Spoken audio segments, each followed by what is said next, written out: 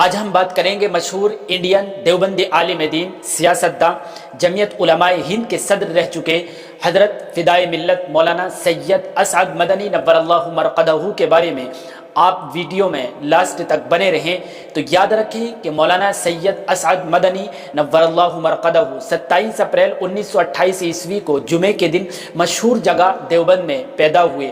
آپ کا اصل نام محمد سالم تھا۔ آپ کے والد نے آپ کی تعلیم اور تربیت پر خاص توجہ دی تھی۔ آپ کو بتا دیں کہ آپ مشہور عالم دین حضرت شیخ الاسلام مولانا حسین احمد مدنی نور اللہ مرقدہ کے بیٹے ہیں، جو خود ایک عظیم مجاہد آزادی اور شیخ الحدیث تھے۔ حضرت شیخ الاسلام صاحب کے خاص خادم حضرت مولانا قاری محمد اصغر علی صاحب نے آپ کو شروع کی تعلیم دی۔ اس کے بعد شروع سے آخر تک کی ساری تعلیم مولانا سید اسعد مدنی نور اللہ مرقدہ نے دارالعلوم دیوبند ہی میں حاصل کی۔ آپ نے والد حضرت شیخ الاسلام نور اللہ مرقدہ کے علاوہ حضرت شیخ الادب مولانا اعزاز علی امروہوی، حضرت علامہ محمد ابراہیم صاحب بلیاوی، حضرت مولانا سید اصغر حسین محدث دیوبندی، حضرت مولانا فخر الحسن مراد آبادی، حضرت مولانا مفتی مہدی حسن شاہ جہاں پوری جیسے بڑے بڑے اس وقت کے علماء کرام سے علم حاصل کیا ہے اور علم سیکھا ہے۔ اور 1945 عیسوی میں آپ نے عالمیت کا کورس دارالعلوم دیوبند سے کمپلیٹ کیا۔ اس کے بعد 2-2.5 سال مدینہ منورہ میں رہے ہیں۔ پھر تمام ظاہری اور باطنی علم حاصل کرنے کے بعد میں حضرت مولانا نے مادر علمی یعنی ایشیا کی سب سے بڑی یونیورسٹی دارالعلوم دیوبند میں ٹیچر کے طور پر پڑھانا شروع کیا۔ یہ بیان کیا جاتا ہے کہ آپ نے تقریباً 12 سال تک دارالعلوم دیوبند میں پڑھایا ہے۔ ساتھ ہی آپ کو بتاتے چلیں کہ مولانا شروع میں جمعیت علماء شہر دیوبند کے صدر بنے۔ 1960 عیسوی میں جمعیت علماء اتر پردیش کے صدر بنائے گئے۔ 1963 عیسوی میں حضرت مولانا سید فخر الدین صاحب صدر جمعیت علماء ہند نے آپ کو جمعیت علماء ہند کا ناظم عمومی بنا دیا، اور پھر اگست 1973 عیسوی میں جمعیت علماء ہند کا آپ کو صدر بنا دیا گیا۔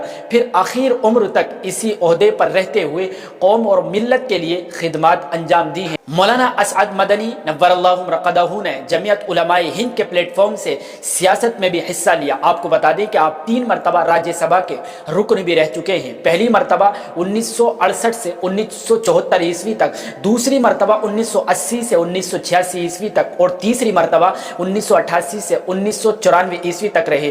مولانا انڈیا میں مسلمانوں کے حقوق کے لیے سرگرم رہے۔ انہوں نے سیکولرزم اور گنگا جمنی تہذیب کی حمایت کی اور مسلمانوں کی تعلیمی، سماجی اور اقتصادی مسائل کے حل کرنے کے لیے کوششیں کی ہیں۔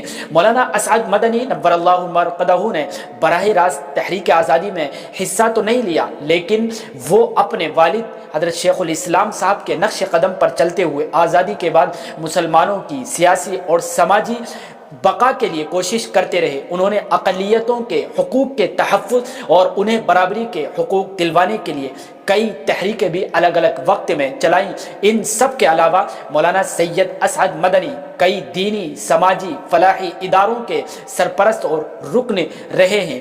کانگریس ورکنگ کمیٹی، راجیہ سبھا کے اصول اور ضوابط کی کمیٹی، سرکاری یقین دہانی کمیٹی، علی گڑھ مسلم یونیورسٹی کورٹ، رابطہ عالم اسلامی مکہ المکرمہ کے رکن، مجمع البحوث الاسلامیہ قاہرہ، دارالعلوم دیوبند کی مجلس شورا کے رکن، جامعہ قاسمیہ شاہی مراد آباد کے رکن، اردو کونسل، ہمدرد ٹرسٹ، مرکزی حج کمیٹی کے رکن ہونے کے علاوہ مسلم پرسنل لا بورڈ اور آل انڈیا مسلم مجلس مشاورت کے بانی اور رکن رہ چکے تھے۔ یاد رکھیں کہ 1984 عیسوی میں آپ کو نائب امیر الہند بھی بنایا گیا۔ مولانا حبیب الرحمن صاحب الاعظمی کے انتقال کے بعد آپ 1992 عیسوی میں امیر الہند بنا دیے گئے۔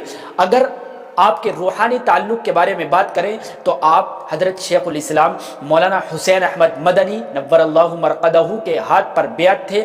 حضرت کے انتقال کے بعد شاہ عبد القادر رائے پوری صاحب کے حکم پر حضرت شیخ زکریا صاحب نے آپ کو خلافت دے دی تھی، اور بعد میں بھی حضرت شیخ الاسلام صاحب کے تمام خلفاء نے آپ کو اجازت دے دی تھی اور خلافت سے نواز دیا تھا۔